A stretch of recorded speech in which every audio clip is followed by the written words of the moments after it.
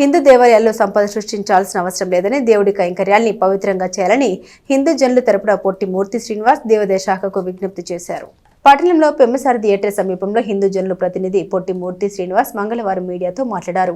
హిందూ దేవాలయాల్లో చెప్పులు స్టాండు పార్కింగ్పై వచ్చే ఆదాయంతో స్వామివారి కైంకర్యాలు చేయరాదని అధికారులకు విజ్ఞప్తి చేశారు. ఆలయాలను సంపద సృష్టించే కేంద్రాలుగా చేయవద్దని సూచించారు. అలాగే హిందువుల్ని కులాల వారీగా కాకుండా హిందువులుగా గుర్తించాలని కోరారు.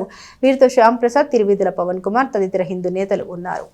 మేము రాష్ట్ర ప్రభుత్వాన్ని అలానే కేంద్ర ప్రభుత్వాన్ని చిన్న హిందువులందరి తరపున చిన్న విన్నపాన్ని మేము తెలియజేస్తున్నాము.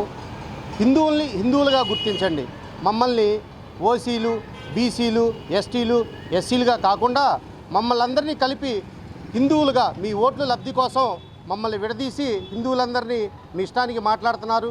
అలానే మా దేవాలయాలన్నింటినీ కూడా మీరు డబ్బు సంపాదన కేంద్రాలుగా చూస్తున్నారు.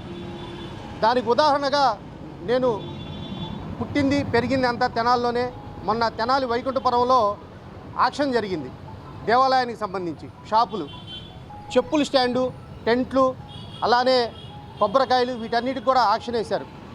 ఆ ఆక్షన్ డబ్బులతో స్వామివారికి కైంకర్యం చేయాల్సినటువంటి పరిస్థితి లేదు. మన రాష్ట్ర ప్రభుత్వం దగ్గర వేల కోట్ల రూపాయల డబ్బు ఉంది. అలానే మొన్న మేము తిరుపతి వెళ్తాం జరిగింది. తిరుపతిలో తిరుచానూరులో పార్కింగ్ అని చెప్పి 100 రూపాయలు తీసుకుంటున్నారు. మొన్న శ్రీకాకుళం వెళ్తే పార్కింగ్ అని చెప్పి 100 రూపాయలు తీసుకుంటున్నారు. ఆ యొక్క పంచాయతీలకి ఈ దేవాలయాల వల్ల ఎంత ఫండ్ వస్తుంది? ఇది ఇతర మతస్థులది ఏదైనా దేవాలయాలు ఉంటే ఇలా పార్కింగ్లు ఇవన్నీ వసూలు చేస్తున్నారా? మీరు మా మీద హిందువుల మీద ఎందుకు ఇంత విపక్షత చూపిస్తున్నారు? కాబట్టి మిత్రులారా, మనందరం ఒకే తాటి మీదకి వచ్చి నేను కాపు, కమ్మ, రెడ్డి అని చెప్పి కాకుండా మనందరం హిందువులం. గడప లోపల ఏదైనా ఉండండి, గడప బయటకు వచ్చిన తర్వాత మనందరం హిందువులం అని గుర్తుపెట్టుకొని, అలానే మన దేవాలయాల్లో ఎక్కడా కూడా ఆక్షన్స్ జరగకుండా స్వచ్ఛందంగా ఒక పేద కుటుంబాన్ని చూసి ఈ కొబ్బరికాయలు అమ్మాలి, ఒక పేద కుటుంబానికి పిలిచి ఇవ్వండి. మీరు ఆ డబ్బులతో కైంకర్యం చేయాల్సిన పనే ఉంది. ఇప్పుడు చెప్పుల స్టాండ్ ఉంది, ఏదో ఉత్సవాలు జరిగేటప్పుడు వస్తాయి. తిరుపతి దేవస్థానం వాళ్ళు ఏం చేస్తున్నారు? వాలంటీర్లు పిలిచి వాళ్ళకి అప్పచెబుతున్నారు. అలానే మీరు మమ్మల్ని పిలవండి. ఇప్పుడు మా తెనాలి మీరు పిలవండి, పలానా చోట మాకు అవసరం ఉంది, మీరు రండి అంటే మేము ఎంతమంది వాలంటీర్గా పనిచేయడానికి స్వామివారి సేవలో తరించడానికి వస్తాము.